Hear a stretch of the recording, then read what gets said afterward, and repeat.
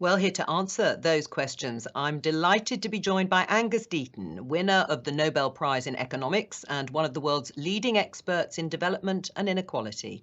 AERTS, head of the Novartis Foundation, a leading light in using data and digital technologies to transform healthcare. MANLAN is Vice President of Social Impact for Central Europe, the Middle East and Africa at Visa, and Nancy Chen, Professor of Managerial Economics and Decision Sciences at Northwestern University's Kellogg School of Management and Funding Director of its China Lab. Now, don't just leave it to the panel. You can get involved in the conversation too, and please do, using the hashtag #BackToHealth. But before we go any further, to kick things off, here's Werner Hoyer, President of the European Investment Bank.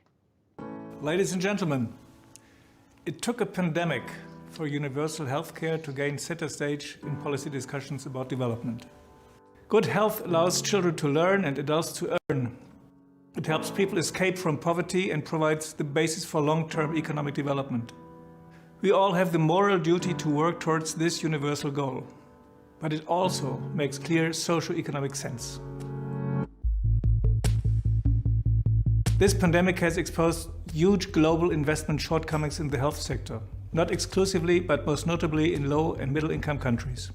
This gap can only be closed through large-scale investment in innovative solutions and services, and by global cooperation supporting these. That's why international financial institutions like the European Investment Bank have an important role to play by tackling gaps in healthcare systems. With COVID-19, our support focused on innovative life science companies developing vaccines, tests or cures for the coronavirus. We also provided early support to COVAX, which provides equitable access to COVID-19 vaccines for people in less developed countries. On top of this, we are extending our direct support to countries across Africa, Asia and Latin America. Pandemic preparedness and universal health coverage will also require significant efforts from private sector. At the EIB, we have just launched a new initiative with the European Commission, SHIRA, Sustainable Health Industry for Resilience in Africa. SHIRA aims to support private sector projects that increase health manufacturing and supply capacity.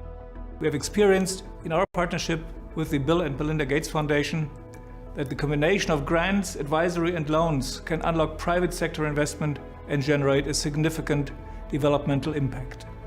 This is what we need going forward. Innovative financing schemes that shift from a fully donor-based approach. Attracting finance for development impact is important too. The EIB issued its first sustainability awareness bonds dedicated to health last year. This is an instrument that can help bridge the investment gap and crowd in investors while providing transparency and accountability to the market. Basic services, innovation, fair access to supplies, partnerships. Without holistic support for healthcare, the next health crisis will be even more devastating.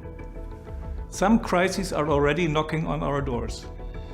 Let's keep the momentum built with the pandemic response for decisive action. And let us face these challenges together as a global community with global responsibilities. Thank you for your attention. I wish you a fruitful discussion.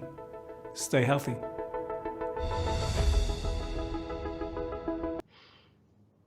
Werner Hoyer there, President of the European Investment Bank. Now, don't forget, a little later on, we'll be hearing from Julia Gillard, former Australian Prime Minister and Chair of the Global Partnership for Education. And just one final reminder that if you would like to join the conversation or help share the word today, we'd be delighted. Get involved using the hashtag #BackToHealth. Anne, I'm going to start with you because I'd like to sort of quickly define the terms that are being used so the audience around the world is completely clear, because different terms are used in different countries. So what is universal health coverage and how is it different from universal health care?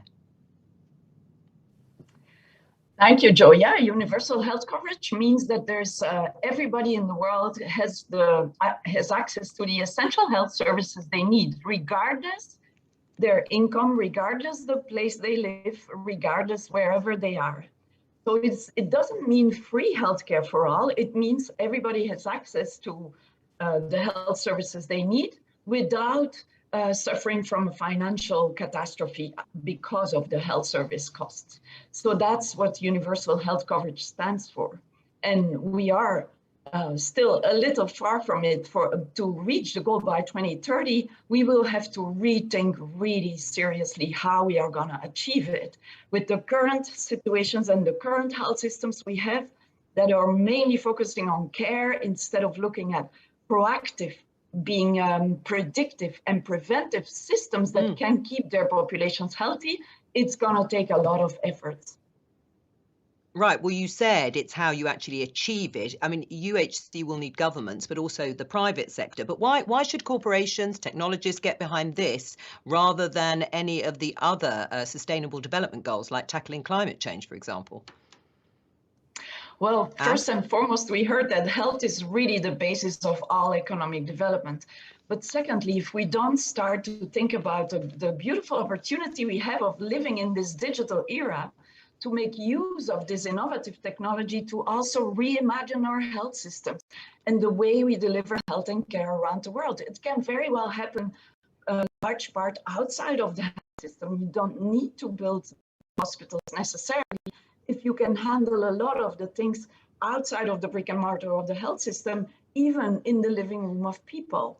Because if people get more responsibility for engaging in the management of their own health, that has proven to be very successful, for example, but also using data to help the decision makers in the governments on the ground to guide them where the interventions will have the impact on the largest part of their populations. That will be hugely beneficial as well. Right. I mean, Nancy, how important is universal health coverage in your field of development economics? I mean, is it just one priority amongst many, or a goal that should be prioritized over others?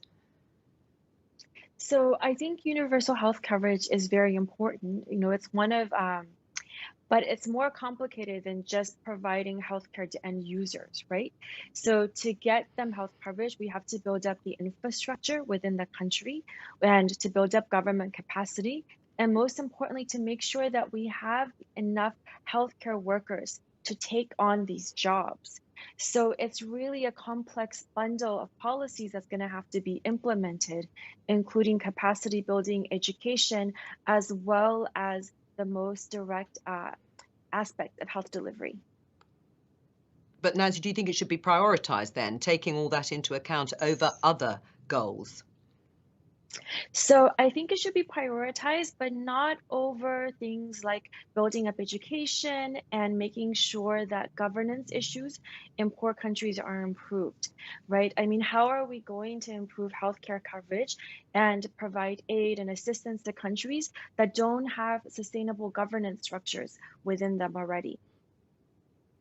Okay, well, just bear that in mind, the rest of the panel, because I will come back to that issue. But Angus, I'd like to take you back to 2015, when the United Nations agreed on the Sustainable Development Goals. It was a massive global event, attended by the likes of His Holiness the Pope and capped off with a performance by the pop singer Shakira. Let's just remind ourselves of what she had to say. We live in a world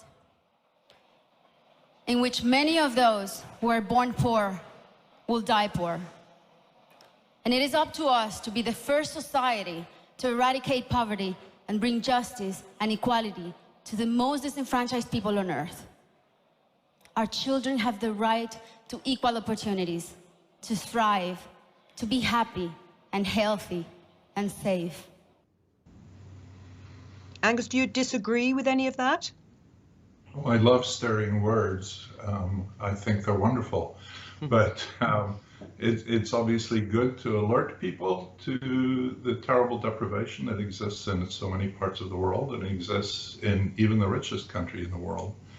The problems are the problems, I think, that Nancy began to talk about, and I could list a whole lot more, which is not the desirability of doing these things. They're infinitely desirable.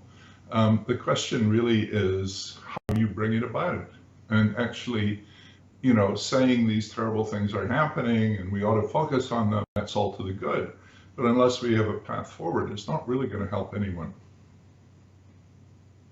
Now, in terms of that, Carl, why should African governments spend their limited resources pursuing universal health coverage rather than perhaps narrower, more concrete policy targets like vaccination drives or providing malaria treatments? I don't think it's an either or, because you cannot potentially develop countries with corpses. So what is important is to think about development as a continuum. And if I'm in a rural area and I'm focusing on producing agriculture, which is important for the development of a country, of a continent, can I have access to basic health services so that diseases, the group of diseases like neglected tropical diseases, no longer affect me?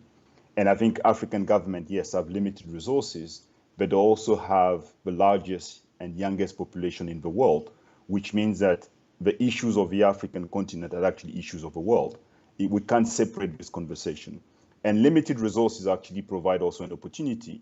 If we think about the assets that government have, the question is for long-term financing of health, can we start to look at those assets as potential collateral to build the capacity that we need in the health system to make sure that we advance development as a whole and not look at health, look at a bit of education and so on and so forth. So I do think that resources are important, but if we manage better what we have a way forward. Angus, do you agree with that? Yeah. Sorry, you're just taking a sip of water. I would, yes, I think everything's important. I mean, it's very hard to order things and decide what's important, and anything's important above anything else. And, you know, democracy is very important, health is very important, education is extremely important. I would, however, attach some priority to health status, just because if you're not alive, and we're still talking about many, many places where children don't survive the first 5 years of life. If you're not alive, all these other things are not much use to you. So I think health has some claim to be the first thing we should look at. I think it's an incredibly important indicator of how well a society is doing. And I think, you know, one of the most terrible things I've been working on is just the decline in life chances in America, in the richest country in the world, where life expectancy is falling. And, you know, if you lose your life, you can have all the money and education and thing in the world, but it's not much use to you.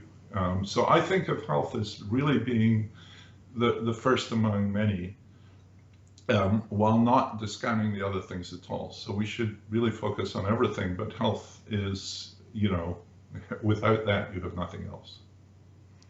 Right, but then let's look at some examples, Carl, where people or countries have made great strides towards achieving UHC. If we're taking health here as the example, Costa Rica, Thailand and Rwanda, there aren't that many examples. Why have they succeeded?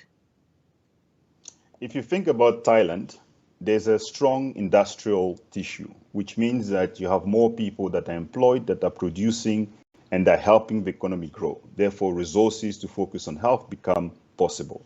If you think of Rwanda, there's a whole plan that focuses on industrialization and development of the country. Health is seen as a leverage to make this happen. It's seen as something outside of a discussion of development. And unfortunately, that's what we see more and more. Yes, COVID-19 has reminded that it is important to focus on health, but we always knew that. Even the discussion around producing vaccine on the continent, we know today that $14 billion is what Africans spend every year to import medicine into on the continent. So we have worked on the industrialization to make sure that we don't spend $14 billion every year to import medicine. I mean, Nancy, people may be surprised to hear what Angus is saying, that actually even within countries like America and the UK, parts of Europe, that actually health outcomes can be particularly poor for certain parts of the population because of inequality. Does that also need to have a light shone on it? Yes, I think so. The fact that there are such great disparities in health outcomes within a country is really important for us to address when we're talking about universal healthcare coverage. for rich countries and also for poor countries, right? Like people who live in a city in Uganda or Rwanda are going to be really different than people who live in rural areas. For that matter, you know, in China, people in cities have access to middle income country level healthcare, whereas people in rural areas have access to negligible levels of healthcare comparable to the poorest countries of the world. And this is really important to take into account when we think about how we're going to deliver healthcare to the whole population. Anne? Yeah, I cannot agree more with all these points. So you need the visionary leadership, and the success stories you mentioned, Joe, of Costa Rica, Rwanda, and Thailand, it really showed these were countries that primarily invested in primary care, which means that their governments had the visionary leadership to see that it's much better to prevent people to get to the hospital than to wait until they get in the hospital. So if you use the example of high blood pressure, for example, you know that if you treat high blood pressure early enough, you will prevent people from doing a heart attack or a stroke. And that would be much costlier to the health system, if you may, than if you treat them in the primary healthcare. So I think the population health approach is also crucial if you really want to achieve universal health coverage, or you end up with a very specialized type of health services that doesn't cater to the needs of most of the people. And that's why it's so important to have that population lens, that health equity lens. It's so true that even in the US and in European countries, health equity is a spotlight now, on the spotlight now, thanks to COVID, I would say, because it's high time this gets addressed. It's no use that if you live in one zip code, you have a 20% higher risk of a stroke than if you live on the zip code next door. This is really scandalous. It means there's something more than health to health and only health care. And that's the problem of the health equity issue. So it's about the health care. Okay. Yes, it influences health, but very little. Most of the influence comes from the underlying determinants, which is the socioeconomic status or other living conditions for people. And that needs to be addressed at the same time as the healthcare system itself. So in your mind, Angus, what would it actually take to make UHC a reality? I actually don't know the answer to that. I mean, you know, I live in America, which spends 20% of its GDP on health, and it's a disaster here. And we don't have universal health coverage in America. And I think we Americans and British people too, who have done better in many ways, but have been disastrous in other ways, really don't have the standing to lecture poor countries on how they should provide health. Maybe they should be lecturing us and telling us how they do that. It certainly requires political commitment. It requires a real belief by ordinary people that community health is really important. I very much agree with these ideas that primary health care, mother and infant provision is absolutely key. And without that, we're really not going to get very far. And we don't do that very well in rich countries. Right, well, Angus, I'm going to stick with you for just a moment because I'm going to show the other part of the SDG promise on this issue, which is not just to provide coverage, but to make sure that it doesn't put households into too much debt. Now, you can see on this map, it shows where households have to spend more than 10% of their budget on healthcare. You can see the US is level pegging with parts of Africa, Pakistan, and other much poorer countries. I mean, how comparable is the picture in the US to parts of the global South, Angus? It's actually much worse than that graph looks. I really don't like these graphs at all. I mean, I've just written with Ann Case a book telling us that healthcare spending is impoverishing Americans, is largely responsible for the health inequities that we have. And those numbers, I mean, it does no good at all if the government provides healthcare and takes away from all the other things that people need to survive, which is what's happening through the private sector and through government sector in America. So those maps are terribly, terribly misleading. Oh, well, I'm sorry we showed it to you, but thank you for putting it into some context in your own words. I mean, Nancy, over the last 40 years, China has lifted more people out of poverty faster than any other example in human history. Healthcare is still not free at the point of use, and the costs are still a burden for many households. Why? Well, I think the answer is pretty straightforward. Even though Chinese GDP has grown a lot, in per capita terms, it's not that rich of a country. It has an enormous population, and half of that population, which is around 600 million people, that's equivalent the size of the population of all sub-Saharan African countries, have the income that's the same as an average income of sub-Saharan Africa. So so what China needs to do to provide universal healthcare coverage goes beyond providing it to people who live in cities who are pretty well off today. China needs to provide healthcare coverage to people in rural areas, hundreds and hundreds of millions of them. They're very poor, their local governments are very poor. They're doing better and better year by year, but they're still at a level of a very poor country.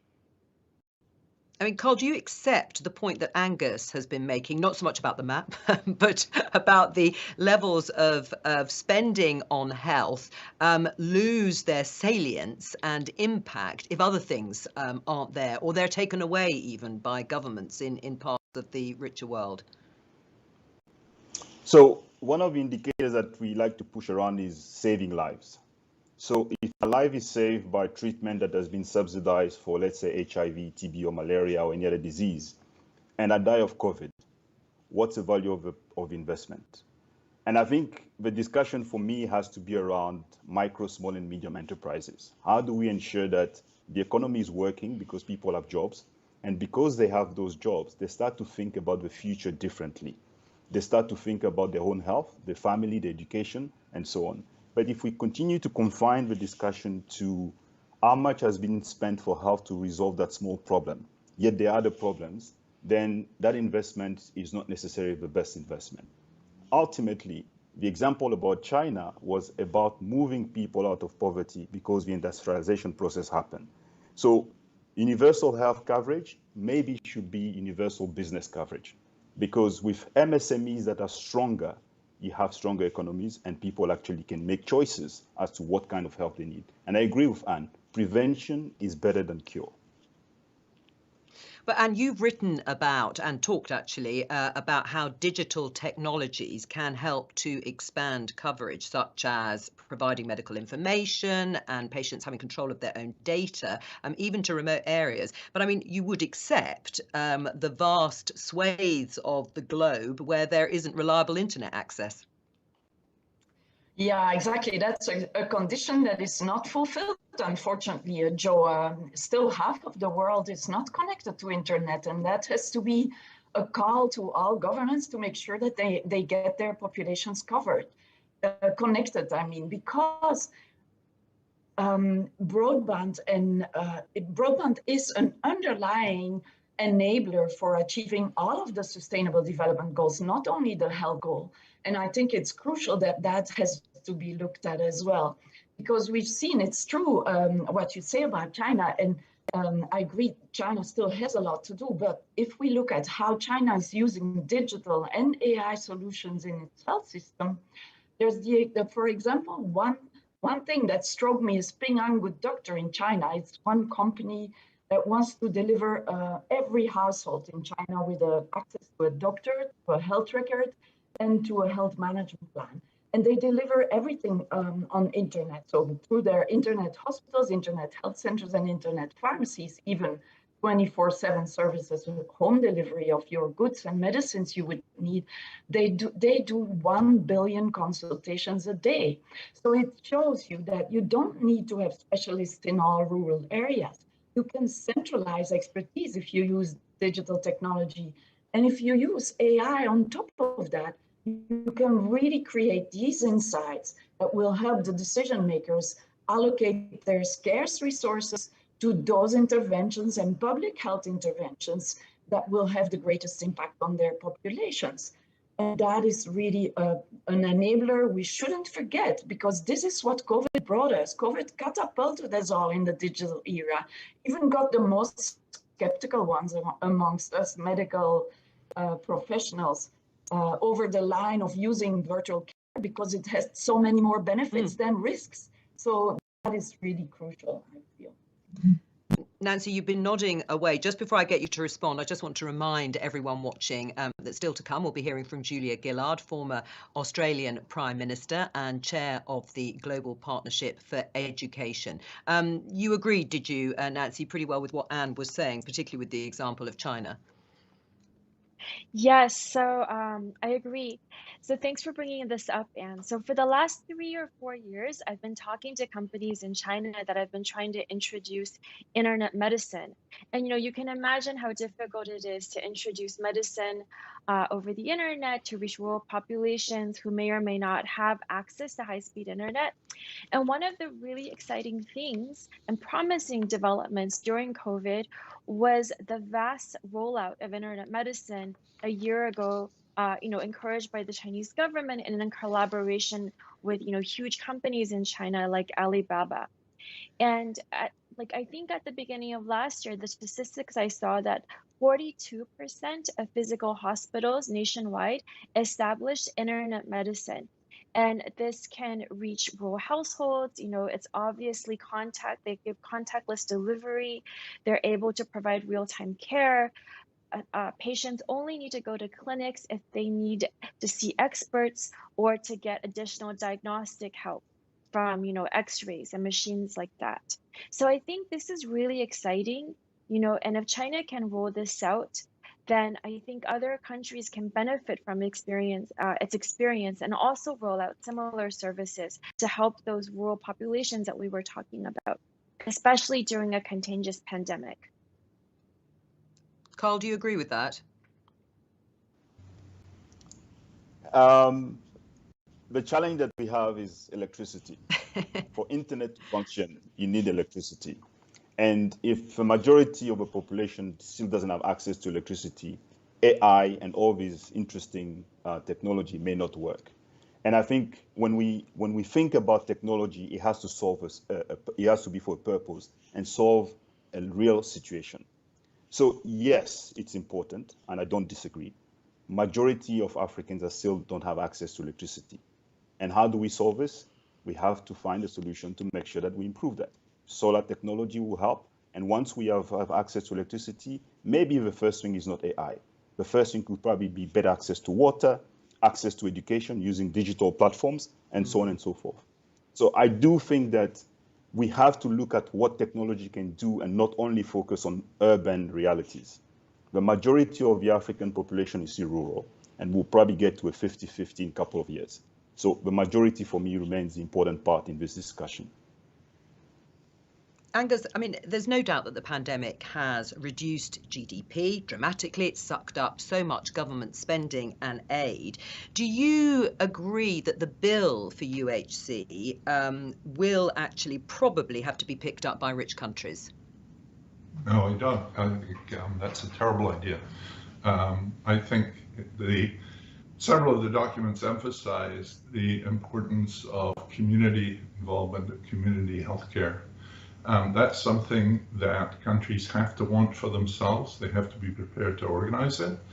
And the track record throughout the world of which countries try to provide primary healthcare systems for poor countries is little short of catastrophic.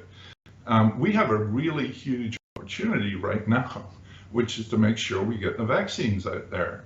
And that's something that I think we can do. I think we ought to do it. I think it's possible to do it. And I think it probably will be done more rapidly than many people fear it is.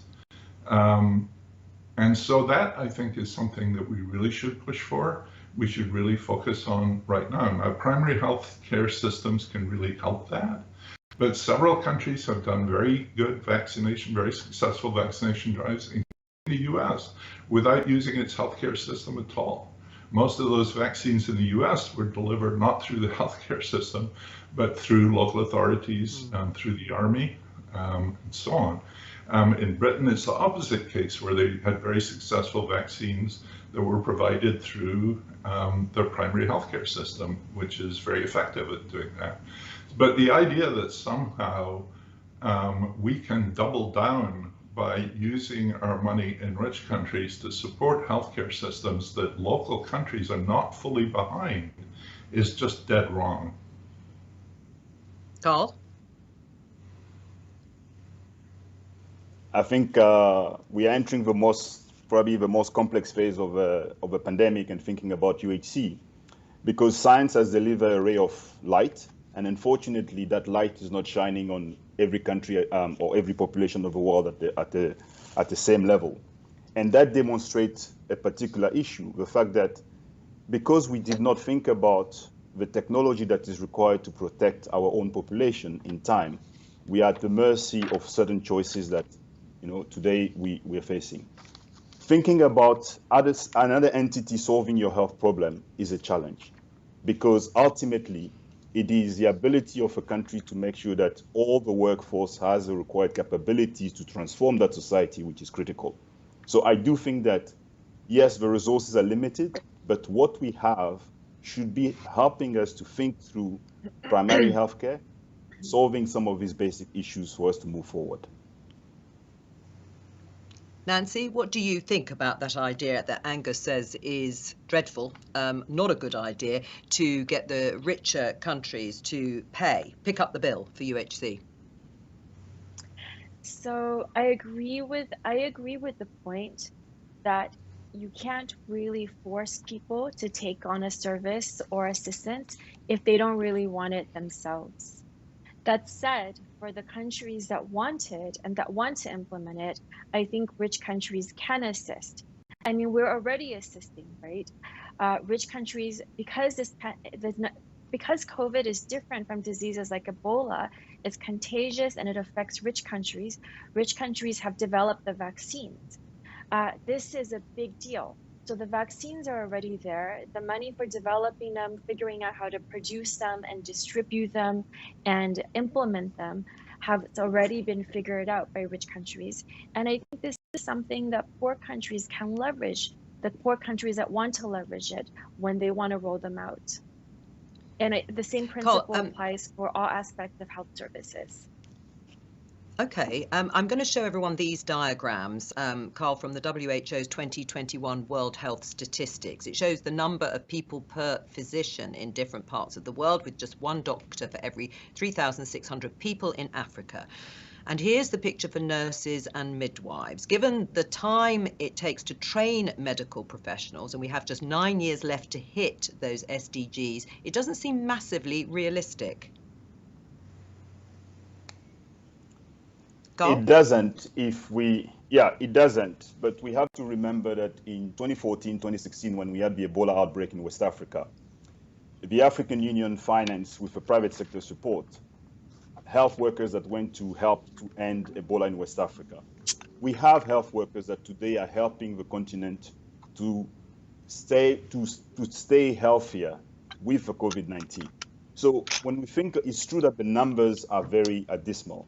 But the reality is that with what we have and the health workers that we have, they're doing an extraordinary job at keeping us healthy, many of us, and moving forward. So the community health workers conversation is an important one. But I remember asking the question, what is the pathway for a community health worker? You cannot be a community health worker for the rest of your life. Therefore, how do we help communities to think about prevention and being able not to get to the point where it is so bad that they need extra care or very sophisticated care? Yes, we don't have all the resources, but what we have should help us to build stronger system for the development of the continent. And do you agree with that? Absolutely, yeah, and that's even a better example of how UHC is ultimately, it's a choice of the leadership in a country, if you want to deliver universal health coverage or not. And that choice has to be made by every country itself. And I cannot agree more with Carl that health workers currently and before as well were already delivering an extraordinary job. But let's not forget indeed that we have a shortage of about 15 million skilled health professionals in the world. How on earth are we going to train them rapidly enough with this rapidly aging population, the rapidly urbanizing population, and all these challenges we already have, like the emerging new diseases or the dual burden of diseases, or the rising tide of chronic diseases, even in low and middle income settings. So there's a real need to reimagine our health systems. And that's why I am so passionate about the use of data, digital, AI-driven solutions. Understanding we need electricity everywhere, but I am also in favor of those people who call broadband connection as important as electricity, as water, and should be in every home, in every household around the world. If we don't want to have anyone behind and really have universal health coverage, we are not going to do that without having digital connection and digital access to health. In fact, there's a discussion going on of making digital determinants of health another social determinant that is at least as important as the socioeconomic determinants of health. So definitely a believer, we need to accelerate connection in the world and the people's skills to be able to be savvy enough, digitally savvy enough, and having the data skills, the data science skills to use it to build these insights that policymakers and decision makers need. Angus, are you optimistic that the digital determinant that Anne and Carl have been talking about is achievable in the near term? That connecting perhaps some of those communities, those poorer communities in countries like America, that's going to be the big solution? I don't think anything's the big solution, but I do think that the digitization can certainly help. I think it's really a bad idea to jump on particular solutions and say, this is what's going to solve it, because you just play into all sorts of bad things, which I won't talk about. But I do think that one of the, as has already been said by Nancy and others, the COVID pandemic has taught us that a lot of medicine can be done usefully remotely and can be done usefully digitally in both rich countries and poor countries. Of course, there's restrictions because of electricity and all the rest of it, and those things have to be done together. But yes, there's great promise there, and this can make the relatively few doctors that there are in some places spread their usefulness much more widely than has been the present right now.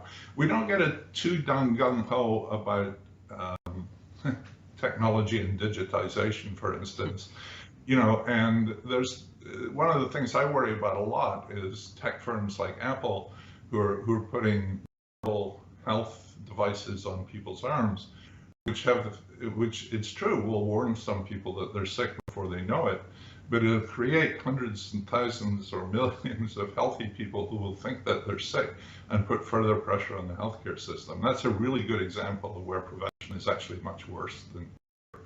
So we don't want to jump onto simple one-side solutions. And we give enormous power to digital providers. If we go with a single solution, it can be useful, but they're only a part of whatever the solution might be. Right, Anne, I want you to comment on this graph, which we're going to show people. It's how external aid for health has risen this century, but at the same time, government spending on health in lower income countries has decreased as a share of total expenditure. Why?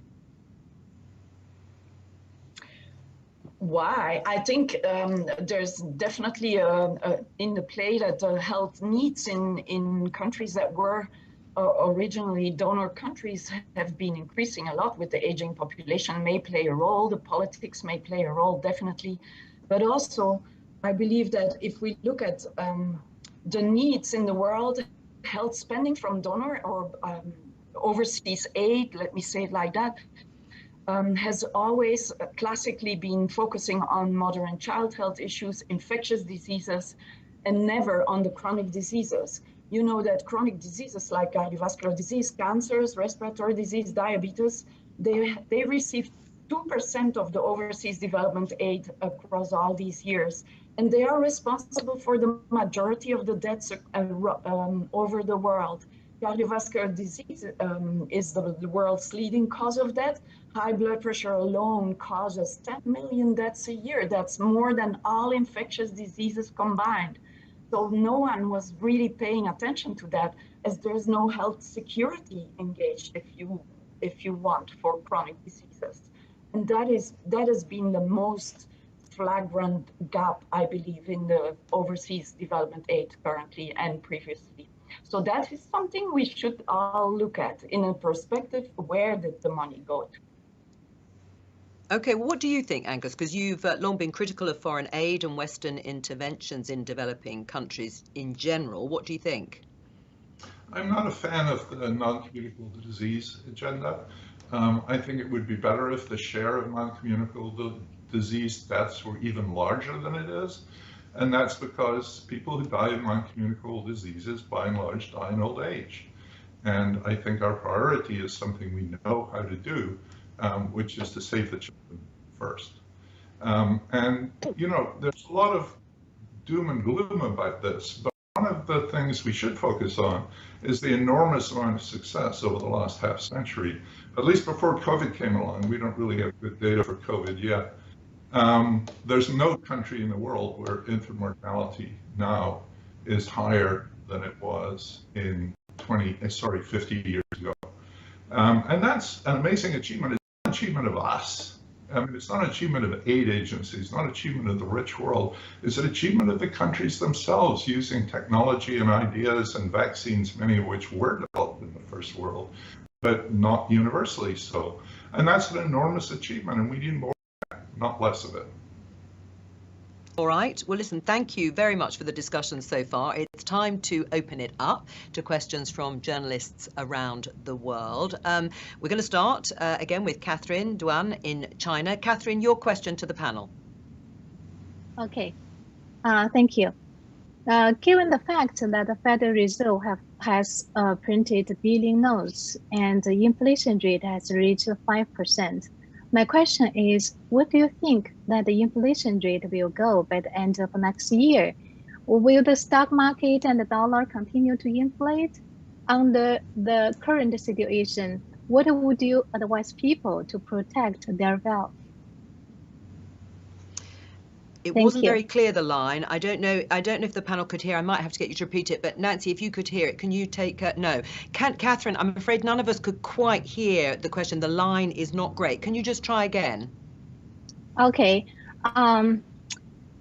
Given the fact that Federal Reserve has printed billions notes and the inflation rate has reached 5% right now, my question is, what do you think that the inflation rate will go by the end of next year?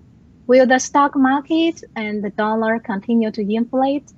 Under the current situation, what would you advise the people to protect their wealth?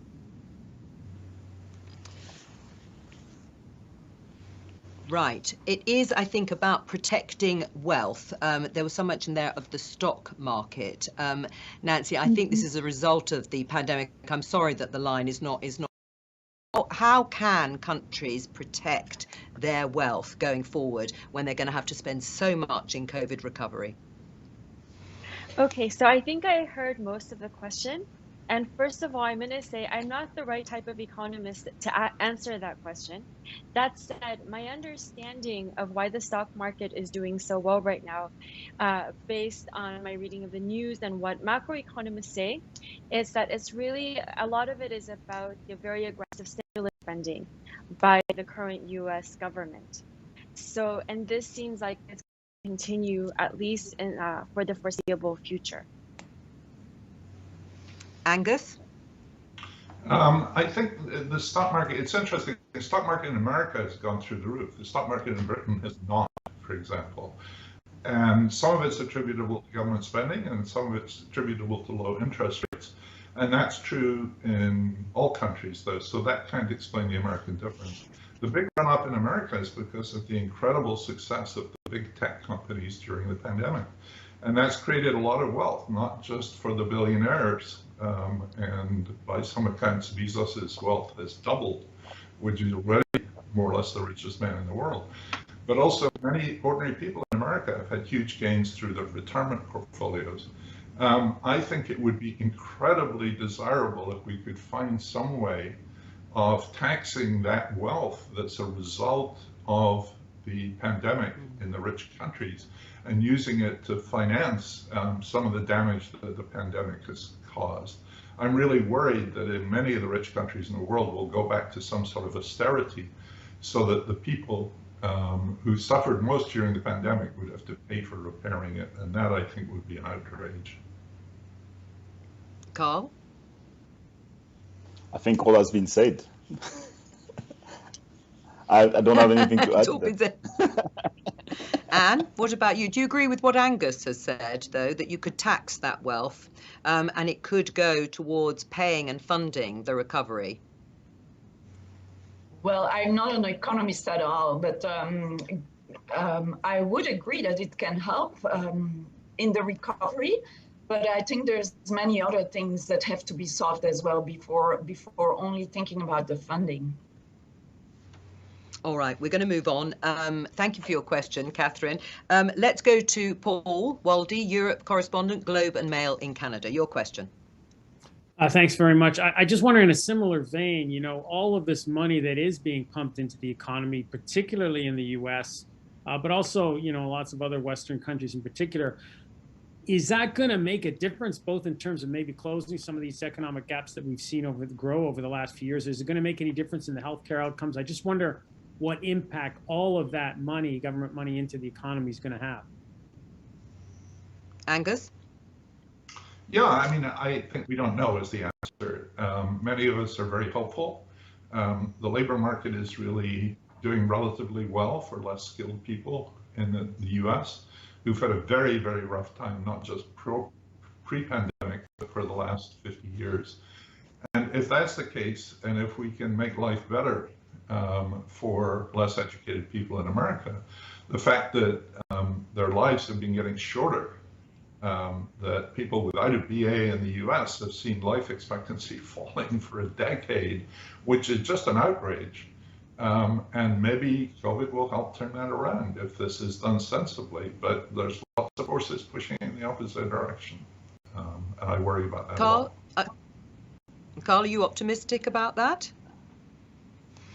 About the African continent, at the moment, we don't have the same size of a stimulus. We can't afford the same size of a stimulus. And I think what this demonstrates again is that we have to make sure that we build these economies to be more industrialized, to build these economies to improve micro, small, and medium enterprises, because those are the ones that create wealth. And without the wealth creation, so changing the end of poverty narrative to wealth creation, we can sort of ensure that we aspire to have resources to fund the next recovery if we are faced with a similar challenge in the future.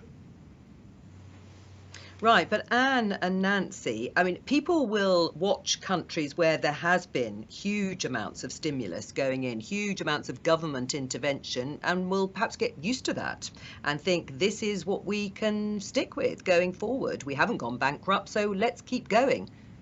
Nancy? Yeah, so I wanted to actually add on to something that Carl and Angus said. So I think, you know, in terms of all this spending on in COVID and all the money that's being pumped into the economy, some of it seemed, you know, great in that, you know, we're developing vaccines that's going to help everyone in rich countries and poor countries. But a lot of it is to remedy the increased inequality that COVID caused, right? Like if you look at the US, we see unemployment rates hitting women, hitting minorities, hitting poor households much harder than the wealthier parts of society.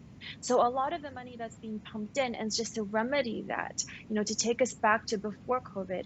I don't see signs that we're going to be better than the pre-COVID era. Anne?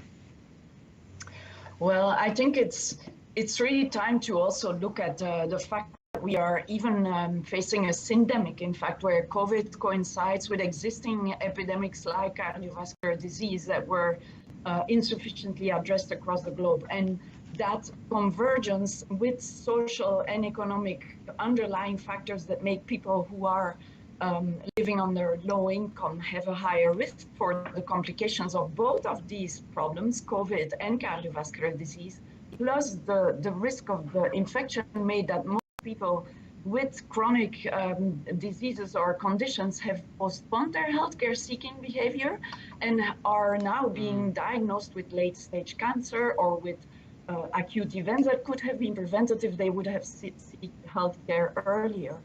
So this created, in fact, in low and middle income settings where we are working in several countries currently, but we see that it created much more poverty than there was before.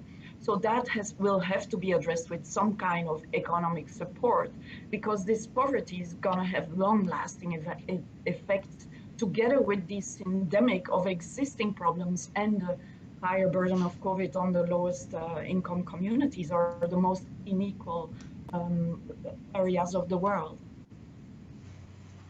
Thank you for your question, Paul. We're going to take a final question from Dr. Oluyokayode Oyeleye, who is the consulting editor at Business AM in Nigeria. Your question. Thank you. My question is about the healthcare services in Africa, which obviously is very much affected by the state of our economies, and manpower and facilities are very much deficient in terms of availability, and there's also a problem of affordability of healthcare services, to many Africans. Given the low percentage of budget devoted to healthcare services in Africa, for instance, like Sub-Saharan Africa has about 5.08% as part of their budget, for healthcare services. My question has to do with this.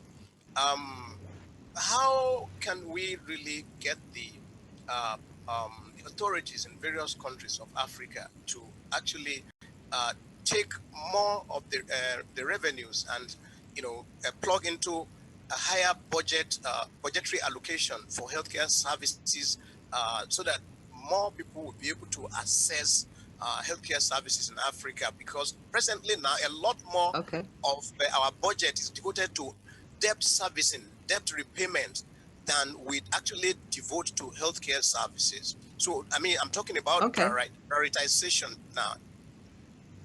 Right, Carl, what's your reaction? I think there are two parts. The first part, if you have a minister of finance or planning of a country, and you have scarce resources, and you have this windfall that is coming from development assistance for health, your priority towards that may not necessarily be the focus because you have so many other issues. The second part is that we continue to produce raw materials and export raw materials. Therefore, we are stuck with the cyclical prices of commodities. And if we look at the price of oil, it has really plummeted over the years, which means that most countries' budget had to shrink. So the question is always, how do we create more value so that the resources that we have on the continent increase and we can certainly allocate more resources to health? If we just speak about health without thinking about how do we transform these economies, then we have a problem, because the revenue is not going to change if we continue to export raw materials. Anne? I think it's to increase health budgets in Africa is absolutely a key for the achievement of universal health coverage. That's clear, and it requires, again, this visionary leadership that makes the choice to invest in the health sector. But it also requires intersectoral collaboration. For example, of ministers of finance talking to ministers of health is quite rare. So we've seen that in many countries, there's a very little conversation between the departments, and the Minister of Health is often not so well foreseen with budget as many other sectors. And that is absolutely key, that it becomes much more an intersectoral collaboration in the government to understand that health is the driver of all the other sectors if that is not addressed. But I cannot agree more also that we need to create more value, because it's not only about health systems and increasing the capacities of health systems, it's about increasing the quality of care. We know that in the world there's many more people who are dying of low quality of care than of lack of access to care. And that is really a crucial element. If we talk about UHC, we have to talk about access to quality care and not just access to care, because people are financing and getting into poverty because of financing their health services that are of too low quality with very low outcomes. So that is a key question also for many governments around the world, not only in Africa, definitely globally. All right, that is all we've got time for, but can I say a big thank you both to the journalists for asking the questions, but particularly to our wonderful panel and guests, and thank you for being so adaptable to all the questions that were thrown at you. Thank you for that discussion this afternoon. Now, what better way to wrap things up for today than with Julia Gillard, former Prime Minister of Australia and Chair of the Global Partnership for Education. Here she is. Hello everyone, and thanks to Project Syndicate for inviting me to participate in this important discussion about how to bring our communities, countries, and indeed the entire world back to health. As the chair of the board of the Global Partnership for Education, I am acutely aware of the abundant evidence that better education is pivotal to better health outcomes. A child whose mother can read is 50% more likely to live past the age of 5. Educated mothers are also more likely to vaccinate their children. So key to solving the health challenge is getting all children, especially girls, in every part of the world into school and learning. At the Global Partnership for Education, for 2 decades, we have been driven by this goal. We have seen steady progress in the many countries where GPE works, but even before the pandemic struck worldwide, about 250 million children were not in school. Unsurprisingly, the pandemic dramatically intensified that already long simmering global education crisis. At the peak of the pandemic, more than 1.6 billion children were unable to go to school. When children miss precious days in the classroom, there's an obvious risk that many of them will fall behind. Some will recover lost ground, but others will struggle to make up for that learning gap for the rest of their lives. For children in lower income countries, where there were few any resources to provide distance learning during the pandemic lockdowns, the risk is even more acute. There continues to be deep concern that these disruptions could become permanent for the most at-risk children, particularly girls. An estimated 20 million girls may never set foot in a classroom again because they have been sent to work to help provide for their families as a result of the pandemic. As many as 13 million could be forced into early marriage, putting an abrupt end to their education. For millions of others, school closures have increased their risk of teenage pregnancy or of becoming victims of domestic violence. In our view, at GPE, the reopening of schools should be accompanied by efforts to transform education systems entirely, rather than simply returning to a status quo of unequal opportunities and poor learning outcomes. Already, pre-pandemic, over half of all 10-year-olds in lower-income countries lacked basic reading skills. In addition, governments must shock-proof their education systems for the future. That means not only developing and integrating distance learning options, but also ensuring that schools have proper sanitary facilities and are teaching basic hygiene. Teachers need training in new methods, and we need to ensure that children who rely on their school for at least one meal a day don't go hungry during a crisis. At the end of July, the UK and Kenyan governments will co-host the Global Education Summit, aiming to raise at least US $5 billion to support the Global Partnership for Education's work to transform education for children in 90 countries and territories where schools are not only essential for learning, but also critical to children's welfare and security.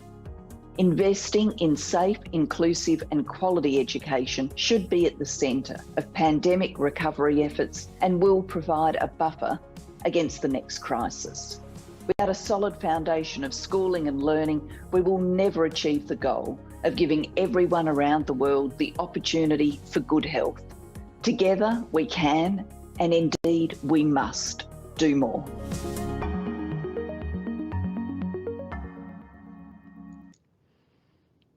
That was Julia Gillard, and this has been Back to Health, Making Up for Lost Time, brought to you by Project Syndicate. Thanks once again to all our contributors, everyone working behind the scenes, and most importantly of all, to you, the audience, for watching. See you next time.